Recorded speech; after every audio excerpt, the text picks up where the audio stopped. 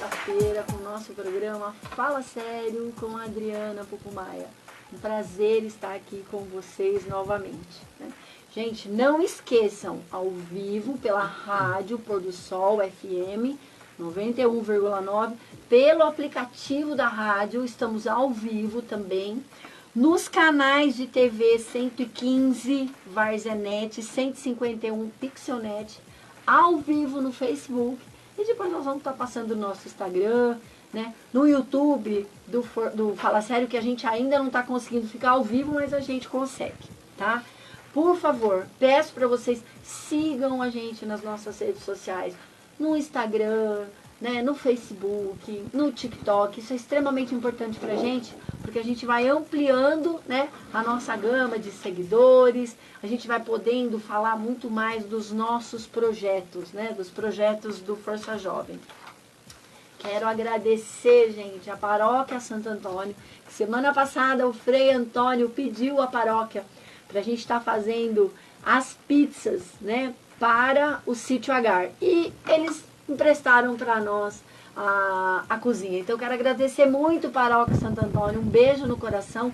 Dia 4 e dia 5 vamos estar trabalhando aí para fazer essas pizzas. E, se Deus quiser, vamos conseguir fazer umas 200 pizzas lá para o Sítio Agar, né? Gente, não esqueçam, toda a verba, o Pix da pizza vai diretamente para o Sítio Agar, tá?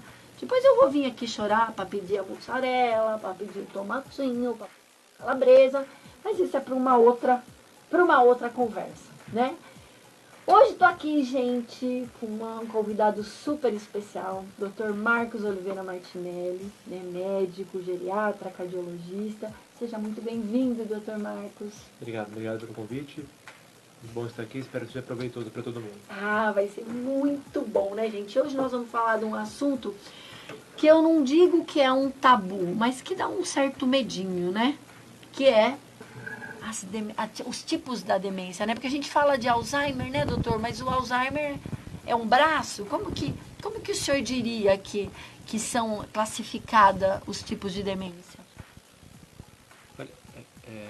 Esse aqui. Aqui mesmo. Tá.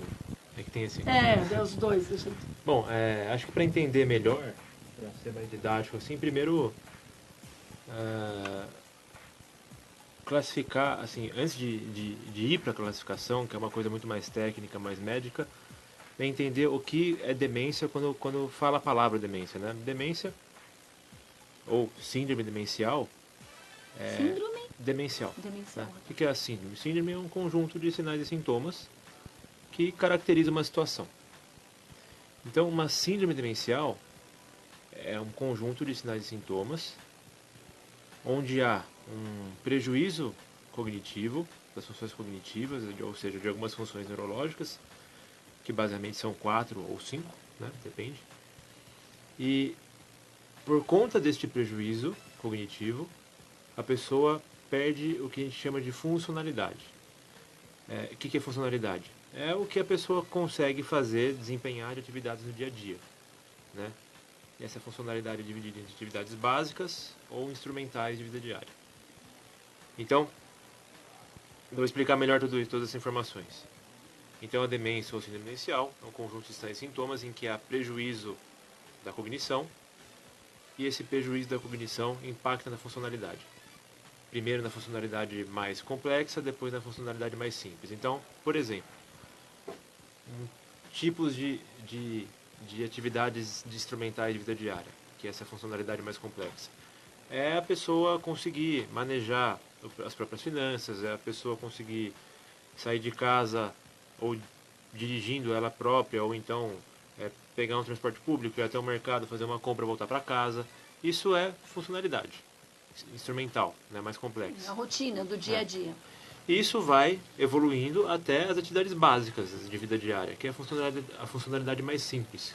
Quais seriam essas? Seriam tomar banho sozinho, comer, se trocar, manter a continência urinária e fecal, ou seja, conseguir segurar, né, a urina, o cocô, então não fazer sem querer, ou então se vestir sozinho. Então essas são as atividades básicas de vida diária. Então a demência, por um prejuízo cognitivo, por um déficit cognitivo, ela impede, dificulta, assim, a pessoa fica deixa de fazer essas atividades, ela perde funcionalidade. Primeiro pelas mais complexas, até no decorrer da evolução da doença, até as mais básicas. E é Deu pra entender? muito... Deu, claro. E me fala uma coisa, doutor, esse período, qual é o tempo que ela começa, por exemplo, ela começa a perder essas primeiras, né, funcionalidades? Quanto tempo demora isso? Então, isso depende da causa da demência, geralmente, né? Então, tem demências que são mais agressivas, mais rápidas, outras que são mais lentas. O fato é que elas são muito heterogêneas, ou seja, é muito difícil elas são muito diferentes entre elas. É muito difícil você ter, por exemplo, entre dois casos ditos de Alzheimer, por exemplo, que é a principal causa de demência, é muito difícil você bater o martelo. Em 8 anos a pessoa vai estar assim assado. Às vezes pode ser menos, às vezes pode ser mais.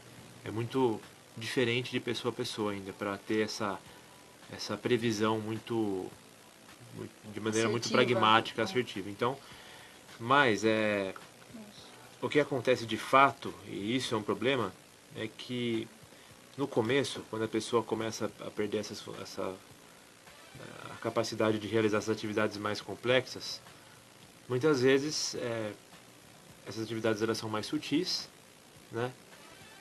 E também é muito enraizado aí na crença popular dos leigos de que as pessoas mais velhas, de fato, elas são menos capazes de lembrar as coisas, elas, entre aspas, são esclerosadas, é normal no envelhecimento esquecer, então está esquecendo, é normal mesmo, não conseguiu fazer tal coisa, é normal, tá Isso não é certo, né? Tem que ficar atento, né, doutor? Então, não é normal, né, certos tipos de coisas de acontecerem, assim, então, por exemplo, o esquecimento, que é o ponto aí mais ilustrativo do Alzheimer, né?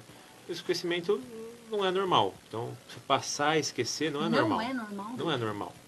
Então, a pessoa de idade começa a esquecer, ficar repetitiva, muitas vezes é tido como normal por familiares, não por maldade, obviamente, não por puro desconhecimento, por pura crença popular de que com o envelhecimento você passa a esquecer.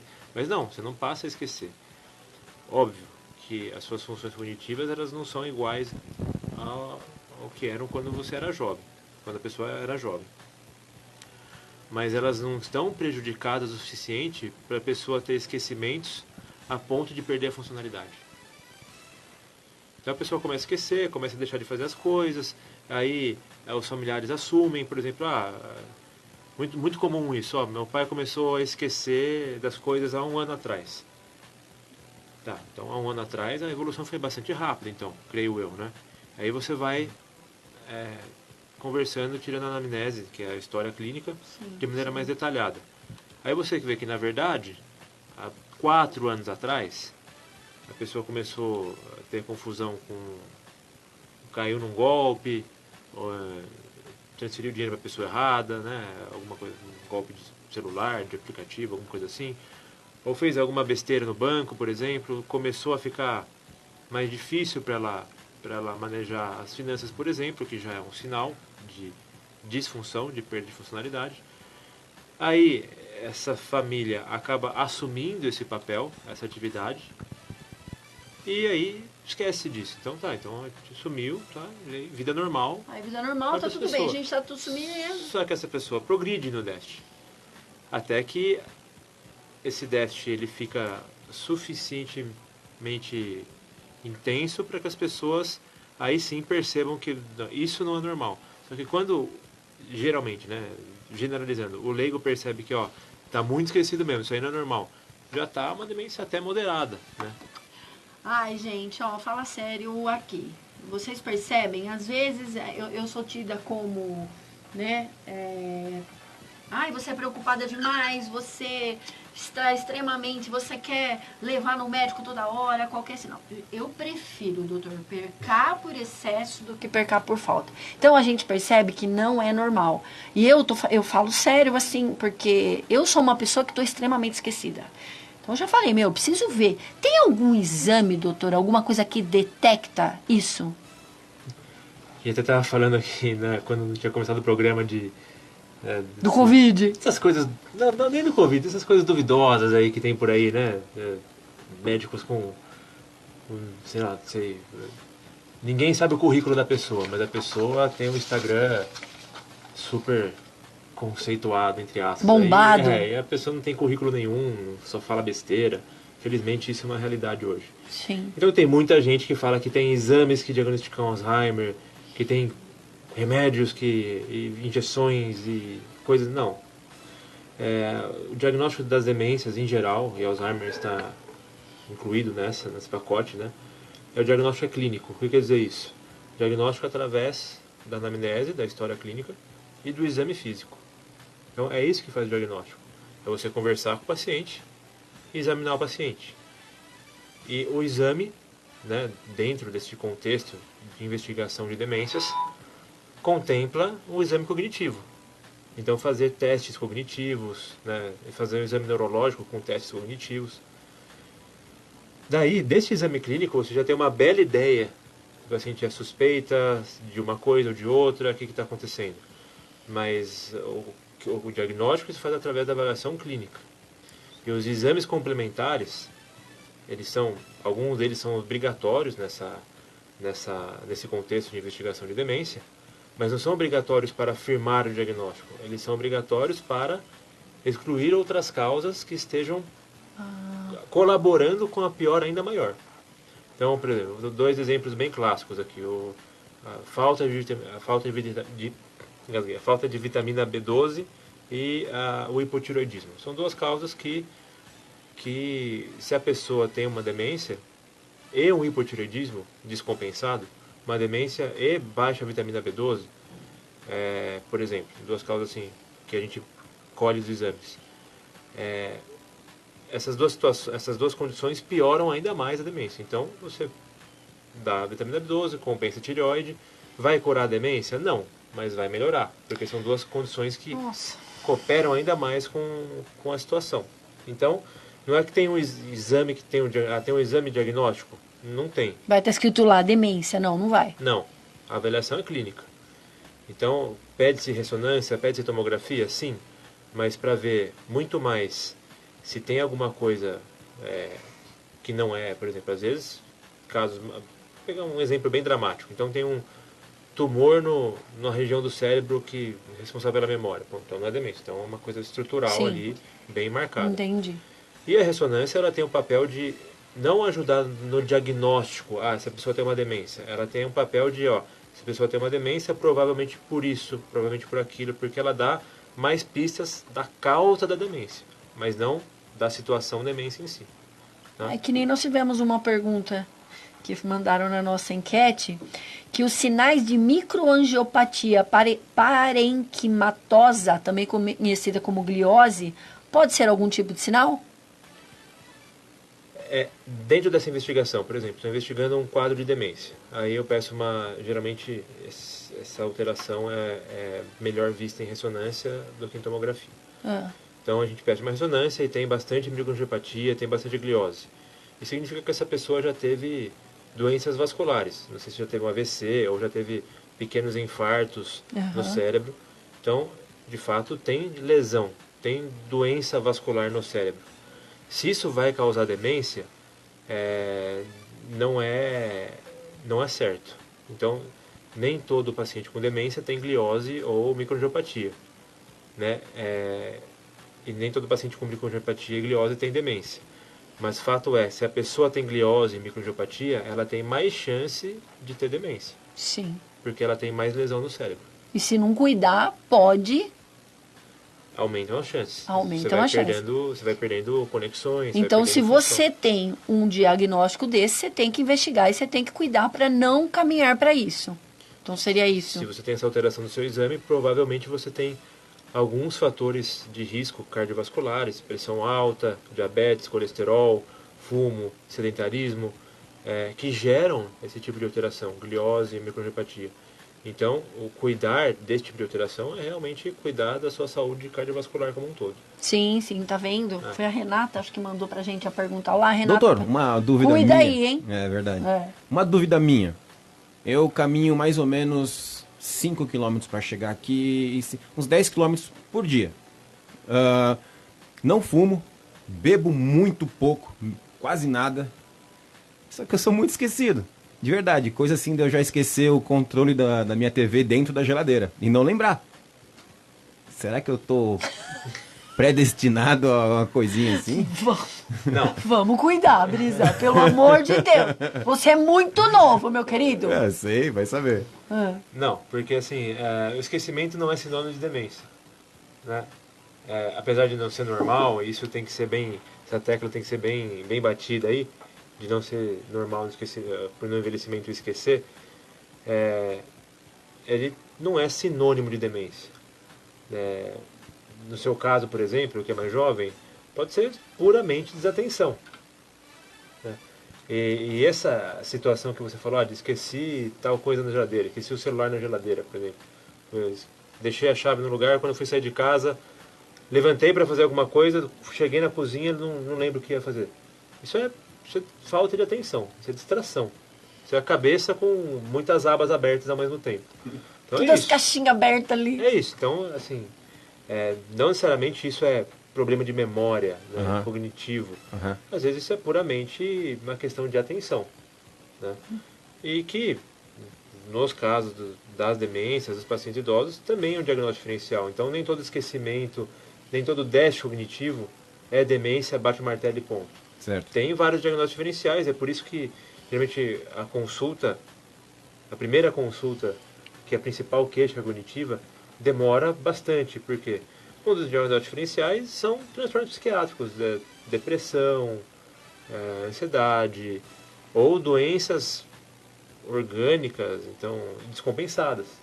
Então, por exemplo, a pessoa com uma arritmia, com o coração batendo muito lentamente, mas com uma ou duas doenças descompensadas, com certeza ela vai estar com o cognitivo pior, aquém do que se espera dela na melhor fase, por doenças orgânicas descompensadas. Então, nem todo esquecimento, nem todo déficit cognitivo é igual à demência. Entendi. Apesar de ser a principal hipótese, mas tem muita coisa que deve ser investigada. Dentre eles, dentre os mais clássicos, depressão e transtornos de humor, né, dessa população. Eu fico muito... Ou seja, eu tô ferrado, mas ao mesmo tempo não tô ferrado. Não tá. Eu fico... não tá, Brisa. Eu fico muito, assim, preocupada, doutor, porque eu escuto muito. Ah, não, mas isso é da idade. O gênio é assim mesmo. Ai, tá ficando um pouco mais agressiva, tá ficando um pouco mais teimosa, tá esquecida. Todos os idosos são assim. Eu não acho isso. Eu acho que a gente realmente tem que se preocupar. Pô, tá tendo algum sinal, tem que ir atrás. E o médico, eu acho que não é mais a partir de 1 ano para você ir para o geriatra. Eu acho que é de 6 em 6 meses. Você tem que estar fazendo um acompanhamento. Tô errado, doutor? Olha, tem que jogar a meu favor essa informação ainda. Mas eu gostaria... Mas assim, porque... Assim, quando procurar um geriatra, né? Aí você tem algumas linhas aí de pensamento. Uma o geriatra, ele está entrando cada vez mais no papel, e na verdade foi a minha intenção quando eu escolhi essa especialidade lá atrás, era de você fazer esse papel do clínico geral. Então, a pessoa que cuida da saúde globalmente. Então, não separa a pessoa em subespecialidades e olha um ponto só. Você consegue ter um olhar completo da pessoa e segue essa pessoa. Você é a profissional de saúde de referência dessa pessoa. E você, como um bom clínico geral, é capaz de resolver a maioria das situações do dia a dia. Hipertensão, diabetes, insuficiência cardíaca, asma, doença pulmonar obstrutiva crônica, insuficiência renal. Porque são problemas clínicos que não precisam de um endócrino, cardio. Então, não precisa caminhar esse paciente para 5 médicos. Se você tem um clínico que gerencia isso tudo, obviamente de maneira capaz, né, tecnicamente. Então, o geriatra hoje, ele assume este papel, que hoje em dia não existe mais a pessoa no clínico, né? Não, isso foi uma coisa, foi totalmente corrompida aí pelo jeito que a medicina é vendida hoje em dia, convênios, etc. Então, clínico passou a ser um encaminhador de especialidades. Sim. Infelizmente, é muito difícil. Ainda existem esses casos de grandes clínicos que cuidam das Sim, pessoas. sim, tem Existem, sim. mas são mais raros, cada vez mais Raros. raros. E então, essas especialidades mais generalistas, como a geriatria, acabam assumindo esse papel. Então, esse é um ponto. O outro ponto é a pessoa que preocupa-se em ter um envelhecimento saudável. Então, ela procura antes. Tem alguns pacientes assim no consultório, procuram com 45, 50, Um 60 geriatra? abaixo. Procura o geriatra, preocupados Gente, posso com a ir já. sua longevidade. Então, o que eu devo fazer para não ficar doente que nem minha mãe? O que eu preciso fazer para não ter isso? Como eu devo me preocupar com a minha saúde? Quais são os exames que eu devo ou não fazer? Né? Que também é um pouco semelhante à primeira situação do clínico geral. Sim. Então, a pessoa preocupando em prover a ela própria uma longevidade saudável. Né? Então, cuidar da saúde hoje para envelhecer bem amanhã. Né? Que, inclusive, na questão das demências é uma coisa importantíssima, diga-se de passagem. E, bom, tem esses dois cenários, e tem o cenário do próprio idoso. Todo idoso precisa de um geriatra, então vamos lotar o SUS de geriatra e todo mundo lota a especialidade e fica um caos no sistema de saúde.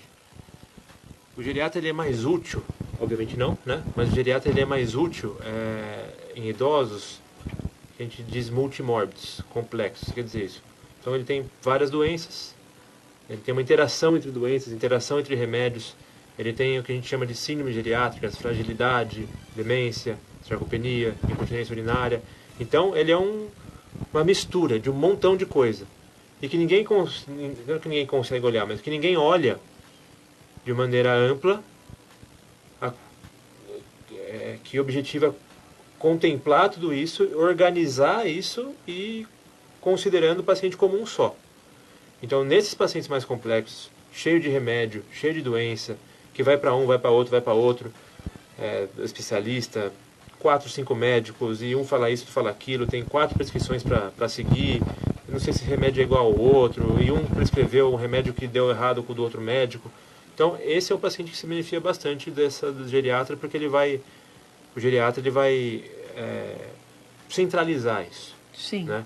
Então, tem todo esse espectro e o idoso mais saudável, mais robusto, obviamente, também vai se beneficiar do geriatra, que vai ter essa visão tanto da manutenção do envelhecimento saudável, como do olhar como um todo. Então, Entendi. tem todas essas vertentes aí que a especialidade seria útil. Então vou eu continuar sendo a Rottweiler e o Pitbull da minha casa, porque esse é o meu apelido que meus pais me dão, sabe? Um fala que eu sou Pitbull, outro fala que eu sou Rottweiler. Então, meus queridos, eu só cheguei à conclusão que eu estou no caminho certo, né? Que bênção, doutor, que bênção. E, doutor, me fale uma coisa, demência é hereditária? Hereditária da maneira que a população geral interpreta, do tipo, meu pai tem, então eu vou ter. Certamente. Não é. Aí eu vou dar o exemplo mais clássico, que é a maioria dos casos, que é o Alzheimer. Então, o Alzheimer hereditário? Não é. Então, o Alzheimer hereditário é 1% dos casos. Genético. Né? Então, tem alteração de 3 genes principais, PCN1, PCN2 e APP. Tem esses 3 principais genes. E os casos, esses 1% hereditários, eles são por conta de alterações nesses genes. Então, esses são os casos hereditários de Alzheimer. 1%. Que geralmente são os casos pré-senis, inclusive. Pré-senis, quando a pessoa começa a desenvolver a demência antes de 65 anos. Então, muito pouco, é a minoria. Agora, e a maioria? Não tem nada genético que importa? Tem. Tem uma carga genética que coopera. Mas a carga genética, ela coloca um peso a mais na balança. Então, eu posso ter uma genética desfavorável, mas o meu estilo de vida ao longo da vida me proteger a ponto de eu não manifestar doença. Então, ou eu posso ter uma genética muito favorável, só que um estilo de vida totalmente desfavorável que me levou a ter um quadro demencial no final. Então, a genética do Alzheimer, nos outros 99%, a gente fala que ela é poligênica. Então, tem seu peso genético, tem sim, mas não é exclusivo e não é, e você ter um familiar com demência que começou aos 70, 80 anos, não garante que você vai ter. Se você tem uma genética, Nossa, você tem eu, na minha ignorância, eu risquinho a achava mais. que... Ó, a Rose da Vila Arens, ela tá perguntando se a demência pode deixar a pessoa agressiva. Pode. Pode. São chamados sintomas psicológicos e comportamentais relacionados à demência. Tem uma sigla médica que chama BPSD, né, que é do inglês, Behavioral Psychological Symptoms of Dementia, né, BPSD, que consiste em várias alterações comportamentais ligadas ao quadro de demência. Então, assim, a demência, dentre esses, a agressividade é um deles. O humor também, essa oscilação de humor, doutor? Dentre os BPSDs, essas alterações psicológicas e comportamentais relacionadas à demência, tem ansiedade, depressão, alterações do sono, hiperoralidade, colocar muita coisa na boca, perambulação noturna, que você fica andando à noite, manias motoras, abre e fecha o armário, abre e fecha o armário, abre e fecha o armário, dobra e desdobra a roupa. Eu tenho tudo isso aí, doutor. Ser Tô ansioso, começando então. a ficar preocupada com brisa, meus amigos. Não, ser ansioso, você é desatento, tá esquecendo das coisas de desatenção. Ai, que medo, E doutor. fica Tô aí preocupada com fazendo meu amigo. Isso é ansiedade. E apatia, depressão, ansiedade, agressividade, psicose, alucinação, tudo isso pode ter demência. Entendi. Nossa. É por isso que o diagnóstico diferencial com condições psiquiátricas é Tem muito que ter, importante. Miquela, um beijo, boa tarde, minha linda. Aqui os nossos ouvintes participando. Gente, estamos ao vivo na TV, estamos ao vivo na rádio, estamos ao vivo no Facebook, no aplicativo da rádio. Faça a sua pergunta. Aproveita, doutor Marcos, aqui, ó. Aproveita, que não é sempre que a gente tem essas oportunidades, gente. Olha lá, tá aqui para nós. Podemos perguntar tudo que a gente quer saber. E, doutor, como prevenir a demência? Então, aí que eu disse, né? A genética, ela tem um peso e tem diversas outras coisas que têm um peso muito maior. Então, ao longo da vida, você tem várias pequenas... na infância você tem algumas coisas, na vida adulta você tem outras. Então, ao longo da vida até a velhice, tem vários pontos em que podem se acumular fatores de risco para demência. Então, por exemplo, o adulto jovem que é hipertenso hoje, nunca tratou hipertensão, ou seja, tem pressão alta, nunca tratou a pressão alta. Vida inteira com pressão alta. Isso é fator de risco para demência. Lá pra frente. Pressão alta? É fator de risco para demência de Alzheimer, é fator de risco para demência vascular, é fator de risco para a grande maioria das demências. Colesterol alto. Colesterol alto é fator de risco. Sedentarismo. Sedentarismo é fator de risco. Isolamento social, fator de risco. Surdez, fator de risco. Então, ao longo da vida, você tem essas doenças. Isso aí eu não tenho nada não, pode continuar. Você é sedentário, você tem hipertensão, você tem fuma, tem vários fatores de risco cardiovascular ao longo da vida que você nunca tratou, nunca se preocupou, né? Isso vai acumular dano, isso vai acumular disfunção, isso é fator de risco para demência. Então, como prevenir demência? A demência você previne controlando os seus fatores de risco. Do ponto de vista médico, os fatores de risco cardiovasculares, pressão alta, colesterol alto, sedentarismo, fumo, diabetes, porque se a gente fala de diabetes é muito importante. E uma coisa que infelizmente nem todo mundo tem acesso ainda, mas é que cada vez mais a gente vai melhorar nisso, né, é a escolaridade. Quanto maior a escolaridade, menores as chances de ter um quadro demencial. Então, a pessoa que tem uma escolaridade Tipo assim, sempre mantendo, como é que fala? O conhecimento, sempre lendo, estudo, sempre buscando alguma coisa para fazer o cérebro trabalhar. Que é o papel da sociabilidade. Boa. Que é o papel da diferentes atividades que exigem novas habilidades. Então, tocar um instrumento, sociabilidade, a própria atividade física. Motoras, cognitivas, tudo. Boa. de fazer novas conexões, né? Então, neurológicas e até sociais. Então, tudo isso vai prevenir demência. Então, se você for uma pessoa que é isolada, não faz atividade física, não, não tem uma atividade social digna de nota, essa pessoa ela tem mais risco, né? Não tem estudo, não pouco lê ou tem dificuldade para ler, essa pessoa ela fica parada, né? Ela fica com o cérebro parado, cérebro inativo. Então isso é muito ligado ao desenvolvimento de demência, a questão social, a questão da sociabilidade, da atividade física, né? Que isso começou a ser comprovado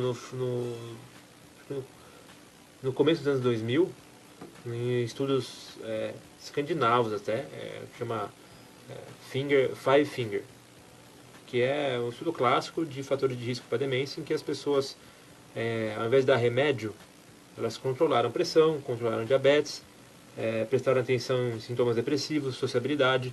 Então fizeram toda essa abordagem de controles desses fatores de risco e compararam a evolução cognitiva dos dois grupos. E viu-se que realmente essa questão extracognitiva, de fatores de risco cardiovasculares, sociabilidade, habilidades cognitivas, elas contam muito. E isso recentemente foi validado para a população da América Latina, a população por uma pesquisadora lá da USP, né, a Cláudia Soimoto, e isso foi validado para as populações atuais da América Latina, que também é verdade. Então, a sociabilidade, o controle de fatores de risco cardiovasculares, tudo isso ao longo da vida tira as suas chances de desenvolver demência.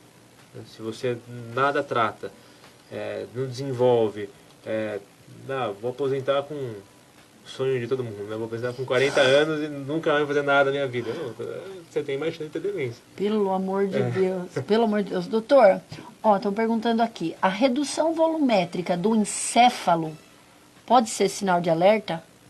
O que seria uma redução volumétrica?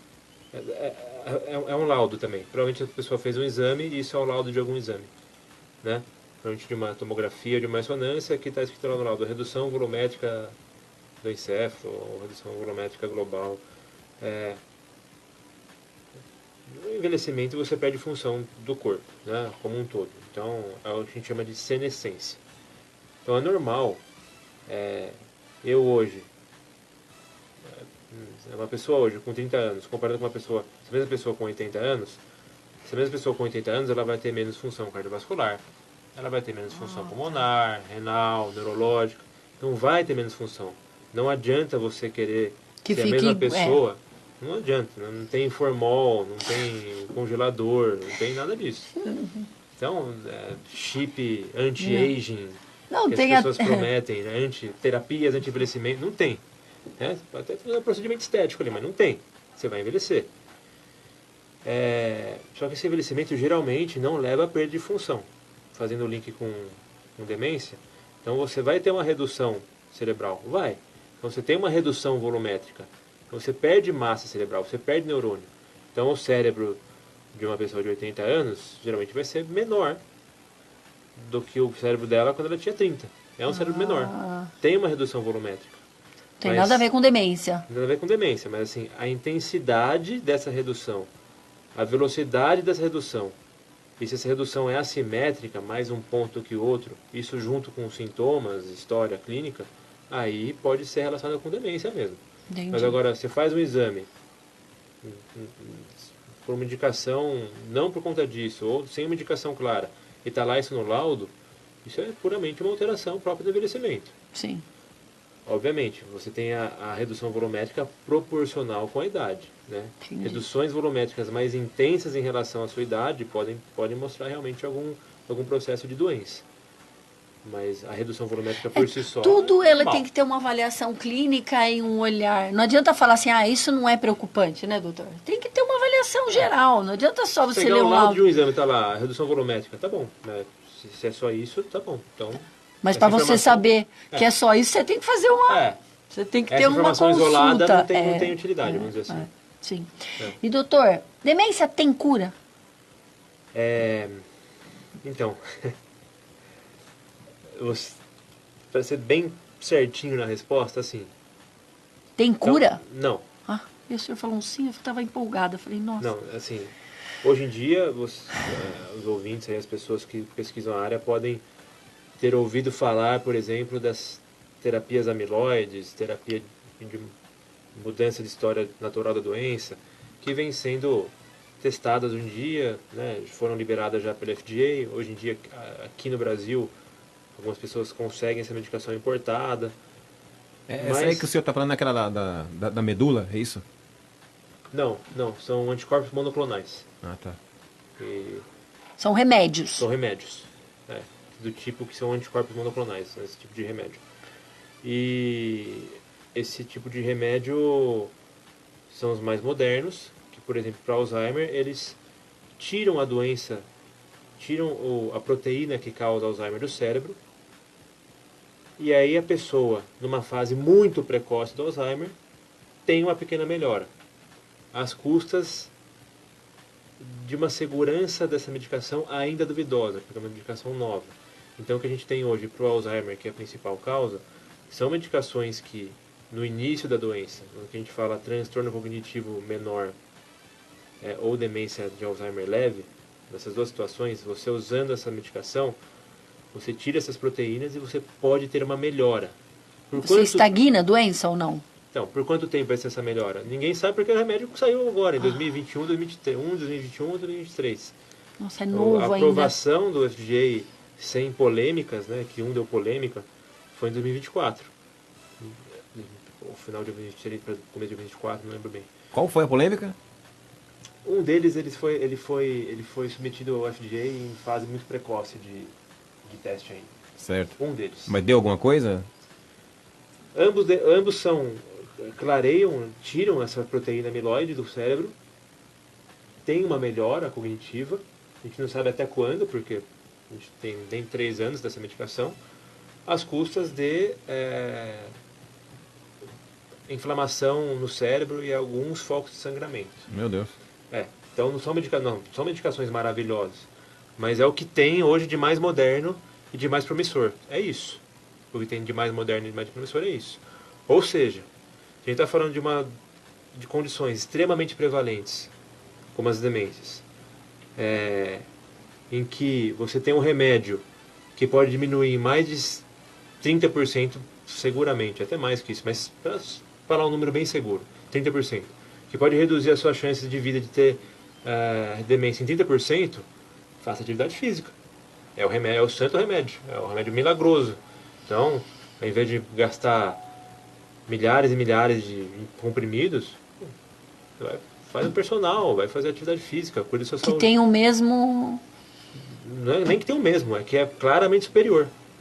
Que é o cuidado da sua saúde ao longo da vida, cardiovascular, social, etc, etc, que vai combinar numa chance muito menor de ter demência. Mas então, doutor, mas assim, por exemplo, se eu acabei de ser diagnosticada com uma demência, um tipo de demência. Ah, Adriana, você vai tomar esse remédio aqui que nós vamos estacionar essa doença. Isso não existe. Tem os remédios clássicos, né? Que não sei se algum ouvinte que é familiar com algum com demência, que já ouviu falar, já prescreveu, donepezila, galantamina, rivastigamina, memantina, são remédios clássicos para demências, né? Esses remédios, eles têm um benefício, sim, né? Eles têm uma pequena melhora na cognição e, em grande parte dos casos, eles deixam a evolução um pouco mais devagar.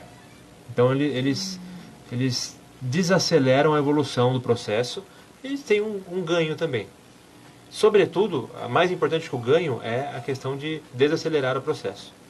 Então, existem esses remédios são antigos, esses remédios são da década de 90, e desde então, o único progresso que se teve foi esses monoclonais hoje, que não são tão seguros assim. Então, esses remédios de fato existem, mas, de novo, como algum ouvinte deve ter aí familiar com demência, assim, probabilisticamente falando, isso é muito, isso é quase que uma certeza, a doença progrediu com a pessoa tomando remédio. E vai progredir com a pessoa tomando remédio mesmo. Mas talvez se ela não estivesse tomando remédio, ia progredir mais rápido. Muito mais rápido. Então Muito existem mais... esses remédios. Agora, cura? Não. Não. Não. Não tem não. Ai. É difícil isso, Infelizmente. né? E são muitos tipos de demência, doutor? Porque até eu estava vendo aqui, demência por álcool, isso é verdade? Existe. Demência por álcool? Que é a encefalopatia de Wernicke, né? Wernicke-Korsakoff. Então a pessoa acaba tendo anos e anos bebendo, acaba tendo déficits de vitaminas, etc., perda neuronal, e acaba... É uma condição bem grave, inclusive. Existe sim. Meu Deus, eu falei assim, gente, será que é mesmo? Não existe. Mas Alzheimer é a principal vascular, assim, das neurodegenerativas puramente. Primeiro Alzheimer, depois uma que chama doença de Levy, né? Demência de Levy ou doença de Levy. E também tem a demência vascular, que é essa relacionada à gliose, à microangiopatia, etc. Então a vascular é com a gliose. Também, mais Sim. associada a... Não ao Alzheimer. Tem as mistas, né? Então, Alzheimer mais Levy mais vascular, só aí a gente já tem 6. Nossa. Né? Só esses 2 tipos, esses 3 tipos. A gente pode combinar esses 3 aí, a gente pode ter 9, né? Combinando pode combinar vários tipos, né? Geralmente as demências são mistas, né? Aí você tem as doenças do lobo frontotemporal, que são divididas em degeneração frontotemporal, né? Doença frontotemporal, variante comportamental. Aí você tem a afasia progressiva primária agramática. Aí você tem, dentro desses grupos de frontotemporais, aí você tem a afasia progressiva primária logopênica. Aí você tem a afasia progressiva primária semântica. Aí você tem a variante da DFT, que é a frontotemporal variante comportamental. Aí você tem as taupatias, né? A late, né? Late age related taupatia, que é um tipo de demência outro específico. Nossa senhora. Você tem a esclerose hipocampal. Você tem... Eu achei que eram 8. Você tem a mistura de todas elas. Eu dei uma pesquisadinha, uma estudadinha, eu acho que eu Caramba. não Você tem a colei mistura de todas direitinho. elas. Então, a demência Muita relacionada coisa. à doença de Parkinson, que é uma subvariante da demência de Levy. Então tem bastante. Doutor, Juarez, essa aqui eu achei engraçado. Juarez da Vila Popular, ó. Meu pai tem 58 anos, fuma maconha e tem melhor memória do que eu com 17 anos e nem bebo. Como isso? Olha, Querido, eu vou conversar com seu pai. Eu vou bater um papo com seu pai. Vou aí. Juarez da seguinte. Vila Popular. não é bom dar sorte pro azar, né? Tá ouvindo aí, Juarez? Mas Não é é muito muito bom novo. fazer Mas azar. queira ou não queira, ele ainda é novo. Sim. Quando começa, doutor, com que idade começa já a surtir o efeito dessa, por exemplo, da demência, que começa a aparecer? Ó, Calma, Juarez, As calma. demências elas são típicas. O principal fator de risco para ter uma demência é a idade. Então, idade quanto? Quanto maior a idade, maior o risco. Se você tem 70, se você tem 90, você tem mais chance de 80. Se você tem 80, você tem mais chance de 70. E assim vai. Existe uma separação, uma classificação entre demência normal e demência pré-senil, né? Que é uma idade que, antes dessa idade é precoce, é pré-senil, e depois dessa idade pode ser considerada uma demência normal. Essa classificação é muito importante para o manejo diagnóstico, etc. E essa idade é 65 anos. Caramba, Então, tá se a vendo, pessoa, Juarez? 65. manifesta Calma, fala pro seu demência. pai aí cuidar. A gente manifesta uma demência antes de 65 anos, essa demência é pré-senil. Pré-senil. E aí as hipóteses diagnósticas mudam, porque Alzheimer pré-senil existem mais chances, a maioria ainda não é genético, mas existem mais chances de serem genéticas. A DFT, que é a frontotemporal, ela é mais comum pré-senil. E são demências mais agressivas, etc. E geralmente tem alguma coisa no meio aí. Ou seja, Álcool, o pai dele tem outras 58 substâncias. anos de idade. O pai dele não vai ficar com demência, então. Se for pensar bem. Não sei, mas cedo para dizer, né? Não, mas se Espero que começa não. 65, ele ainda tem um caminhozinho pela frente aí. Tem um caminhozinho pela frente. Porque, veja, existe uma questão também, né, que a demência, ela... Principalmente, por que eu falo em Alzheimer? Porque é o estereótipo da demência, né? É a mais estudada, vamos dizer, é o modelo, né? E isso que eu vou falar agora vale para outras também, que o substrato de doença, que é uma proteína chamada beta-amiloide, a proteína anômala, ela vai se acumulando no cérebro 10 a 20 anos antes da pessoa manifestar a doença. Você acumula. Quando você tem aquele esquecimentinho que as pessoas começam a achar que é normal, seu cérebro já está cheio de amiloide. Entendi. Então, mas isso com a idade avançada já, né? Então o acúmulo assim, a terra começa a ficar fértil para demência há anos antes da manifestação da doença. Não é tipo... Não é. Entendi. De repente eu acordei com o cérebro cheio de Alzheimer. Não. Entendi. Essas proteínas vão acumulando anos E não antes. tem como detectar essa proteína antes? Olha, o que faz acumular essas proteínas, de novo, é justamente todos os fatores de risco que eu mencionei. Então não tem Porque jeito. todo o fator de risco cardiovascular é... outra coisa que sono, né? Qualidade do sono. Meu Deus. Então todos esses fatores de risco cardiovascular, eles não só quebram essa proteína de maneira... Quebram mal essa proteína se acumula, como ela lesa os vasos, e os vasos são responsáveis por fazer a limpeza, tirar essa proteína do cérebro e mandar para o lixo. Se você tem vaso doente, como que o seu vaso fica doente? Por tudo isso, sedentarismo, hipertensão, diabetes, blá, blá. Seu vaso fica doente, ele não faz essa limpeza, acumula tudo no cérebro. Bem simplesmente, né? Juarez, bate um papo com seu pai. Eu, se fosse você, meu amigo, eu conversaria com seu pai. Nossa, doutor, já tá acabando o nosso programa e tem um monte de coisa. Vai ter que voltar, porque aqui é assim, Com viu, prazer. doutor? Aqui a gente... não, dá uma olhada, gente. Não consegui falar quase nada. Nada de nada. Um monte de pergunta que vocês me fizeram aqui, eu não vou conseguir fazer, mas pode deixar. Ou tem muita pergunta ou falei demais. Não, foi... Tem muita pergunta, o senhor falou exatamente o que a gente precisava. Doutor... passa para nós o número dos consultórios aqui em Jundiaí, se alguém precisar procurar, né? Porque eu acho extremamente importante. Sim. Tem o site, né, agora recente, que é drmarcosmartinelli.com.br, Martinelli com 2 L's. E o telefone do consultório é 11 4587 3134. 4587 3134. 3134, que depois eu vou colocar no... E só agora pra gente terminar. Calma. Facebook, Instagram, WhatsApp, tudo. WhatsApp eu nem sei decor. Aí, olha. Deixa eu ver aqui. Deixa eu ver aqui. Mas o Instagram é martinelli.geriatria. Isso a gente já colocou até no nosso... Ou DR Marcos Martinelli, tem 2, né? E o WhatsApp do consultório é 11 9 3373 1414. 1414. Gente, eu vou colocar tudo bonitinho na descrição aí pra vocês, né?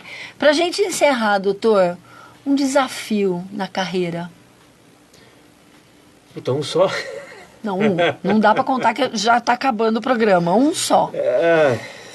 Bastante. Atualização. Então, manter-se sempre a par do que é de melhor, porque tanto exige um trabalho de estudar e ir atrás de referências corretas, como você, hoje em dia, tem uma chuva de pessoas que vêm munidas de muita informação de má qualidade, informação ruim, de meios que pouco confiáveis. Então, a gente vê muita coisa ruim sendo informada por aí como se fossem grandes verdades, e além de você ter que se atualizar constantemente de uma série de coisas, ainda mais na cardiologia e na geriatria, nas duas especialidades, então constante atualização, você ainda tem que lidar com a contra-argumentação de maneira a convencer essas pessoas que foram iludidas, né, com informações ruins. Nossa, isso é muito difícil. Então isso eu acho que é uma coisa que me estressa bastante. E às vezes a gente quer pesquisar em sites que não são legais, aí já vem com, né, Na muito... geriatria o clássico é o terapias anti-aging, anti-envelhecimento. Nossa. Não, Eu vi isso aí. Aquelas pessoas que tem eu acho que é americano que eu tava vendo esses dias, eu tava vendo na televisão, ele fazendo várias terapias com máquinas para não envelhecer. Falou, gente do céu. Vai ser atropelado. Não? Vai, não vai. Eu pensei isso, doutor. Falei, então se cuidando vai ser atropelado ou vai cair, sei lá. Então é isso aí, doutor. Muito obrigada. Muito obrigada. Vamos marcar outro, né, Brisa? A gente já vai estar anotando que tem muita coisa pra gente conversar ainda. Gente, não esqueçam, né? Sexta-feira nós vamos estar aqui. Um programa extra com o Dr. Willy, que nós vamos estar falando exatamente dos hormônios, né, de todas essas bombas que estão vindo por aí, né, para essas prevenções. Vamos estar aqui com o Dr. Willy na sexta-feira. E, gente, quero agradecer muito a Bom Farma, a nossa parceira maravilhosa, a Farmácia Bom Farma, que ela, além de dar 5% do que os amigos do Força Jovem gastam lá, ela está ajudando a gente no projeto Educa Força Jovem. Um beijo no coração de todos vocês, um beijo bem forte, floquinhos de amor e paz e até quarta-feira que vem. Pôr do Sol. ZYU 770 em 91.9. Pôr do Sol.